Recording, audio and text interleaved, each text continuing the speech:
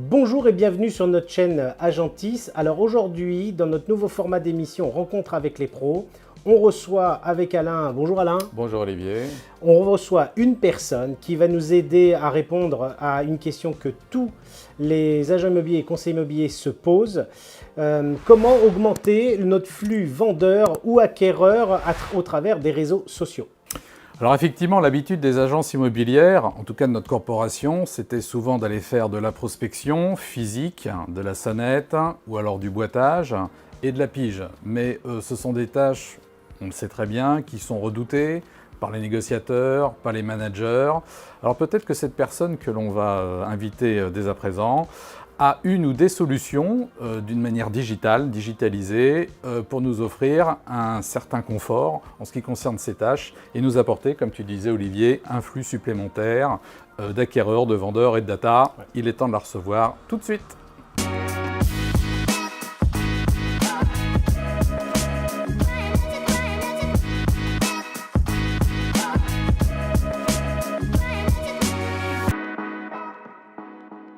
Merci Léa d'avoir accepté notre invitation chez Agentis. Donc tu t'occupes en fait au niveau de ton métier du référencement de la publicité sur Facebook. Je fais de la publicité sur les réseaux sociaux, ce qu'on appelle le marketing digital. Marketing digital. J'ai remarqué que donc, tu t'appelles Léa Roy, tu as fait un jeu de mots avec le nom de ta société. Ah, oui. J'ai trouvé ça très astucieux, donc est-ce que tu penses qu'on a un retour sur investissement si on consulte Léa ?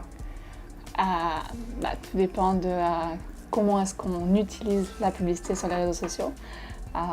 Si on travaille, je ne sais pas si je vais directement aller dans les services et tout ça, mais ouais, en gros, l'objectif, tout simplement, la raison pour laquelle j'ai donné ce nom à l'entreprise, Return on Investment Only, parce que l'objectif, c'est quand on investit son argent, un agent immobilier, c'est quand même un entrepreneur, malgré tout. Et le but, c'est quand on investit de l'argent, qu'on ait un retour justement sur l'argent qui a été investi et qu'on n'ait pas peur justement d'investir, parce que souvent on voit ça comme un coût, les réseaux sociaux, alors qu'au final, si on le regarde d'une autre manière, si on regarde ça en tant que chef d'entreprise, c'est tout simplement un investissement. C'est vrai. Alors, avant Léa, qu'on commence l'interview, on va faire le portrait de l'invité. Léa Roy, est-ce que tu peux te présenter 30 secondes pour dire qui tu es, ton parcours et ce que tu fais aujourd'hui? D'accord. Alors, Léa Roy, 23 ans. Je suis franco-allemande. J'ai fait des études en école de commerce, un peu comme en tout cas des études, comme tout bon français. Après, je suis partie aux États-Unis. J'ai fait une partie de mes études, on va dire, à Hong Kong, terminer un petit peu, apprendre à découvrir l'international. Après, je suis partie aux États-Unis, j'ai eu ma première expérience en immobilier. Donc, j'étais conseillère immobilière pendant une année au sein d'une équipe à New York City. Et après ça, un petit peu marre d'être conseillère immobilière. J'aime bien varier, tester différentes choses. Du coup, je suis partie en Asie, au Vietnam, où j'ai travaillé avec un promoteur immobilier au sein de leur équipe de marketing digital. Donc, c'était un promoteur qui construisait des hôtels, des centres commerciaux, etc. Et puis après, j'ai décidé de combiner les deux expertises différentes, à la fois ce que j'avais appris aux États-Unis dans l'industrie de l'immobilier et le marketing digital. C'était un groupe américain d'ailleurs, en Asie avec lequel j'ai travaillé, pour monter ma propre agence de marketing digital. Donc là, je travaille uniquement avec des conseillers immobiliers sur leur stratégie en ligne, donc leur positionnement, et la génération de prospects à travers les réseaux sociaux, avec Facebook plus spécifiquement. D'accord, donc en fait, tu as répondu à notre deuxième question. Quelle était ta motivation? Tu as réuni donc le métier de conseillère en immobilier et aussi de stratégie digitale spécialisée en fait dans Facebook. Ouais. D'accord.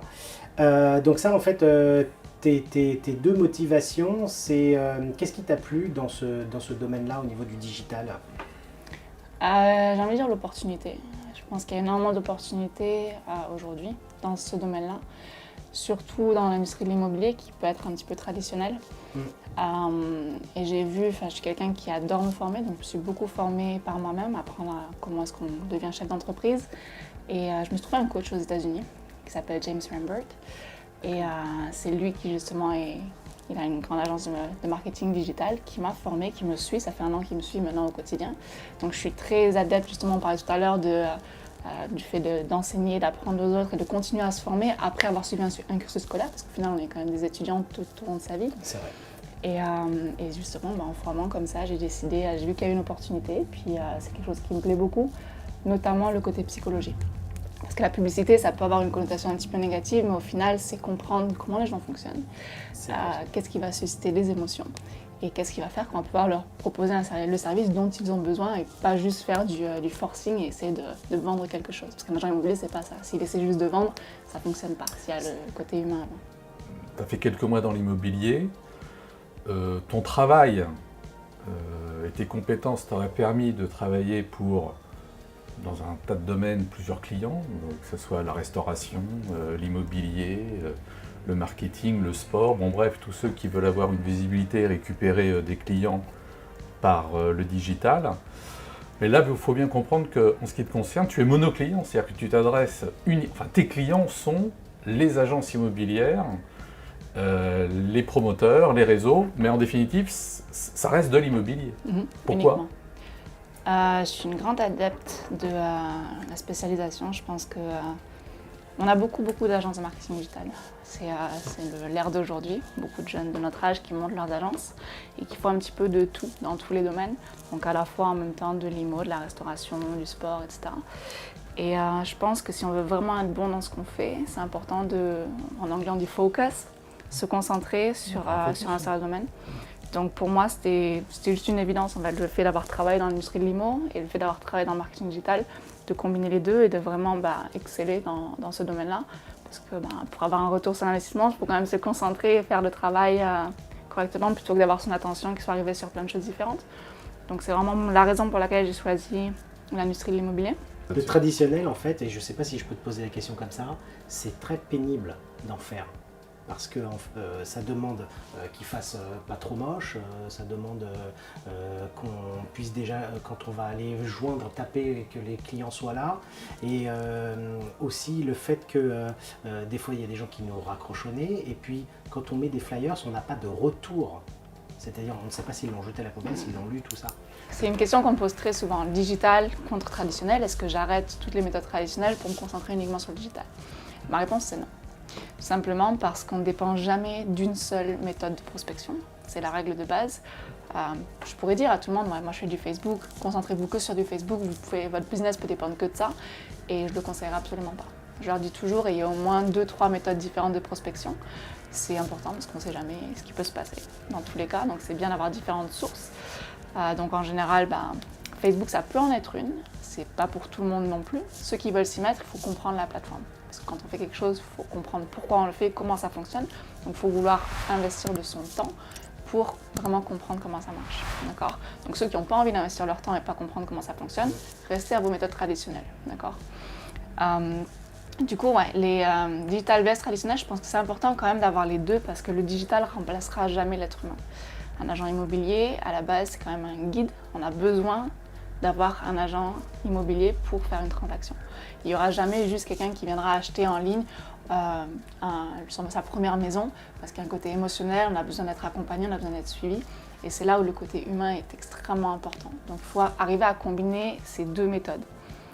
Est-ce que le côté quantifiable dans le digital, il marche à 100%? L'avantage avec le digital, c'est que tu peux traquer.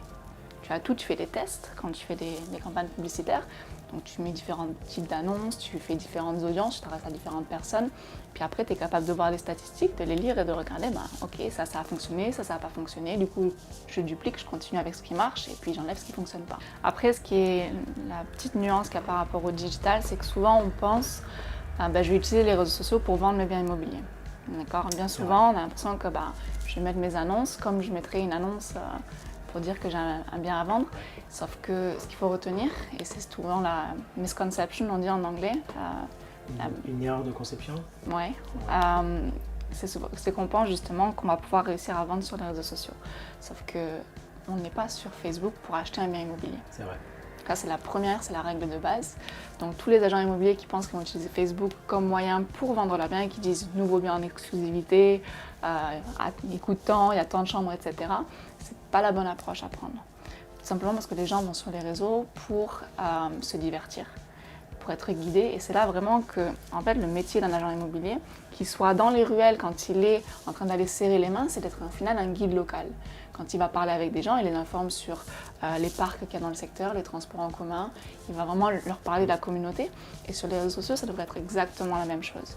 Donc en fonction de l'approche qu'on prend sur les réseaux, on peut avoir un retour ou non sur justement son investissement en fonction de la démarche qu'on prend et le mindset aussi avec lequel on utilise la plateforme.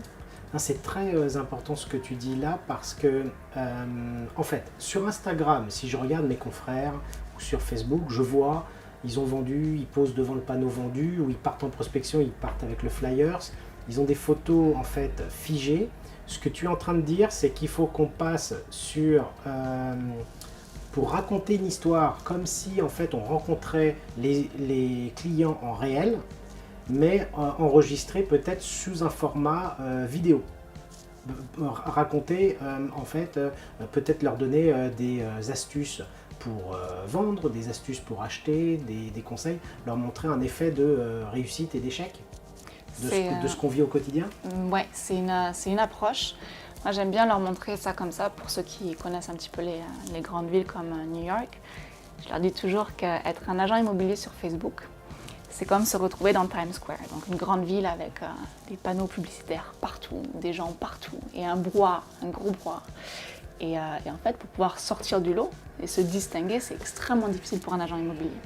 Donc là, on a beaucoup d'agents qui se mettent sur les réseaux parce qu'il faut se mettre sur les réseaux, parce que tout le monde est dessus, et qui commencent à publier un peu tout et n'importe quoi. Mais au final, ils contribuent à faire encore plus de bruit, à se fondre encore plus dans la masse. Et pour un agent, pour réussir justement à sortir et devenir l'agent de référence de son secteur, quand on a cette démarche-là, de mettre différents panneaux, contribuer à vendre ses victoires, etc., c'est pas possible, ça fonctionne pas. Pourquoi? Parce que, et ça aussi c'est des métaphores, j'utilise des métaphores que j'utilise avec les agents en général, c'est qu'un client, un prospect, quand on a une histoire, un film par exemple, on a le héros d'une histoire, d'accord? Et un héros, donc c'est le client, il va rencontrer un challenge, d'accord? Donc il va rencontrer un challenge et normalement il y a toujours un guide qui va arriver pour l'aider à résoudre ce challenge, d'accord? Et soit le guide va réussir, donc en général à la fin de l'histoire, on est content, soit il va échouer et puis en général on pleure à la fin du film, d'accord? Et le client, c'est exactement la même chose quand il se lève le matin, c'est lui le héros. Et il a un challenge, c'est j'aimerais acheter un bien ou j'aimerais vendre mon bien. Donc l'agent immobilier, qu'est-ce qu'il fait? Il est censé arriver comme un guide qui va l'aider à résoudre son problème. Et bien souvent, un agent immobilier, quand il dit moi j'ai décroché tant de mandats, et qu'il met sa photo et qu'il se met en avant, etc., il se positionne en tant que héros. Il se trompe de modèle en fait. Exactement, il échange les rôles et du coup, en fait, il rentre en confrontation directe avec le client parce que le client, il n'a pas besoin d'un autre héros qui va lui dire, qui va faire monter son ego, mais justement, il a besoin de quelqu'un qui va lui dire, ok, je comprends ton problème, je comprends ta situation, je vais te guider, je vais t'aider. Ça, c'est le rôle d'un agent immobilier. Et sur les réseaux sociaux, ça fonctionne exactement de la même manière. D'accord, je comprends. Et c'est là que ce que tu disais était intéressant par rapport au fait, oui, de donner des astuces, d'expliquer un petit peu au niveau de la communauté, de vraiment guider en fait les gens. C'est ça qu'ils recherchent, ça qui va les intéresser. C'est comme ça que sur les réseaux, si on ne donne pas de la valeur, en gros, on est écarté. Soit on est sur le chemin, soit on est dans le chemin, et ceux qui sont dans le chemin, on les dégage. Donc c'est un petit peu comme un entretien en fait quand on rencontre les clients en physique. Pour avancer dans leur recherche, moi j'appelle ça une radiographie du client. Je suis obligé de lui poser un tas de questions pour m'intéresser au client. J'ai besoin de savoir où il vit, j'ai besoin de savoir comment il vit, j'ai besoin de savoir au niveau de sa famille, ainsi de suite. Donc je m'intéresse énormément au client de telle façon que je puisse reproduire dans un achat futur, lui trouver le bien correspondant avec les bonnes écoles et ainsi de suite. Donc là c'est la même chose, c'est que aujourd'hui si on se positionne en tant que héros, le client qui peut tomber sur le hashtag ZAP, et parce qu'il se dit tiens ça m'intéresse pas. Par contre si je raconte une histoire que je m'intéresse à ma cible, là on va se focuser sur la publicité pour peut-être être happé ou pas. Exactement. Et ça fonctionne, c'est une belle analogie que tu viens de faire parce qu'au final quand tu rencontres un client pour la première fois, tu as d'abord la première chose qui arrive, c'est la première impression. Au début, il faut que tu captes son attention, qu'il a envie de t'écouter. Ensuite, la seconde, c'est que tu veux essayer de faire en sorte qu'il t'apprécie. Donc, tu vas lui montrer un peu ton expertise, mais tu vas aussi t'intéresser à lui et lui poser différentes questions au prospect. Et ensuite, c'est à lui de décider. Si jamais tu as réussi à capter son attention et à faire en sorte qu'il t'apprécie, là, tu as créé une relation de confiance et là, il va dire « Ok, je veux bien travailler avec toi, d'accord ? Je vais te confier mon projet ou tu vas m'aider à trouver mon bien immobilier. » Sur les réseaux, c'est exactement pareil en fait. D'abord, il faut capter l'attention des gens, faire en sorte qu'il y a tellement d'annonces, tellement de posts. Qu'est-ce qui va faire qu'il va s'arrêter sur mon post à moi, sur mon annonce? Donc on capte l'attention. Une fois qu'on a capté l'attention, on fait en sorte de créer cette relation, en fait, c'est de faire en sorte qu'il nous apprécie. Et c'est pas en disant, moi je suis l'agent numéro 1 de mon secteur, travaille avec moi, que la personne va t'apprécier. Un petit conseil en fait qu'on donne, nous, en privé, quand on est en relation one-to-one avec notre client, il faut les donner peut-être en vidéo, de telle façon que ça se diffuse auprès des clients potentiels. L'importance en fait de la vidéo sur les réseaux sociaux, c'est non seulement que ça aide vos agents à se positionner correctement, mais en même temps de ça, ça crée ce qu'on appelle la data, des données. Et c'est ça en fait, c'est la mine d'or sur les réseaux sociaux, ce qu'on ne voit pas, ce qu'on ne réalise pas. Mais c'est grâce à la vidéo justement qu'on va pouvoir après réutiliser, collecter plein de données et puis mettre des annonces en face des bonnes personnes, des gens qui sont intéressés par votre argent. Tu veux dire que Facebook est encore aujourd'hui, au jour d'aujourd'hui, le réseau social où on peut vraiment toucher un cœur de cible, segmenter exactement en fonction d'une demande les personnes ou le type de personnes qu'on recherche. Oui, exactement. D'accord. En fait, le storytelling que tu nous dis que le conseiller ou l'agent immobilier doit faire, il faut le faire à quelle fréquence en général sur Facebook? Il faut faire une fois par semaine, tous les jours? Est-ce que tu as une préconisation là-dessus? Est-ce que tu as des retours? Alors, c'est une très bonne question. C'est deux choses différentes. Là, on parle de contenu, on ne parle pas de publicité, d'accord? Par contre, les deux sont complémentaires, dans le sens où le contenu peut alimenter des datas pour faire des publicités. D'accord. Maintenant, donc, ce que tu me demandes comme question en termes de création de contenu, ce que je recommande aux gens que je coach, parce que j'ai des agents que je suis qui me posent la question tout le temps, c'est est-ce que je poste tous les jours, combien de fois je poste? Moi, je te dis, commence avec une vidéo, si tu veux une vidéo par mois. Une fois que tu auras réussi à faire déjà ta première vidéo, parce qu'il y en a plein qui n'osent pas la faire, là tu pourras faire une fois par semaine. Si tu arrives à tenir une fois par semaine, tu peux passer à une fois tous les 2 jours, et puis si tu veux après, tu peux passer à une fois par jour. Et si je te dis maintenant, fais une vidéo une fois par jour, au bout d'une semaine, tu vas lâcher. D'accord? Donc l'importance de rester constant, c'est de mettre en place certaines disciplines, et de pouvoir après, une fois qu'on s'y tient, on peut commencer à augmenter le volume et puis mettre en place des systèmes pour faciliter ça. Parce qu'au début, au bout d'un moment, on va se dire bon, j'en ai marre de faire des vidéos tous les jours, donc on va faire un stock par exemple de vidéos en avance et après on va programmer tout ça. Léa, je sais que tu fais des séminaires en France. Est-ce que tu les fais régulièrement et pour quelles raisons, les séminaires? Ok, excellente question. Donc j'ai commencé à en faire aux US. Parce que justement, je vous ai parlé de mon coach au début, au final, c'est plus que nous, comme ma simple agence de marketing digital, c'est vraiment un mouvement global.